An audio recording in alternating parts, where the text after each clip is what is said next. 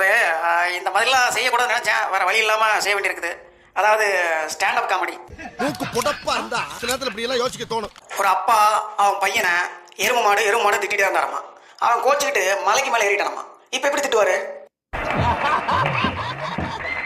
மலை மாடுன்னு. இதே மாதிரி தான் இன்னொரு அப்பா அவங்க பையனை வெட்டி பயலே அப்படின்னு திட்டிகிட்டே இருந்தாராமா.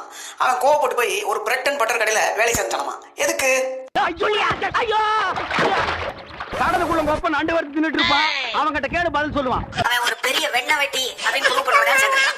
சரி, அப்பா பத்தி பேசின போதும், வேற ஒரு சப்ஜெக்ட் பேசுவோம். உங்க வீட்டுக்குள்ள பாம்பு புகுந்துராம இருக்கிறதுக்கு ஒரு சூப்பர் ஐடியா இருக்கு. என்ன தெரியுமா? என்ன இருக்கும்? எனக்கு என்ன தெரியும்? இப்போ குடுகுடுன்னு ஓடி போய் காம்பவுண்ட் வெளியில போய் நின்னுக்குங்க. பாம்பு வர்றப்பா அதை பார்த்து நான் நாட்டுக்கோழி முட்டை வாங்க போறேன் அப்படின்னு சொன்னீங்கன்னா உங்க பின்னாடியே வரும். எங்கா தூரத்தை கொண்டு போய் விட்டுட்டு திரும்ப வந்துருங்க. இதுக்கு கண்டிப்பா வழி தெரியாது.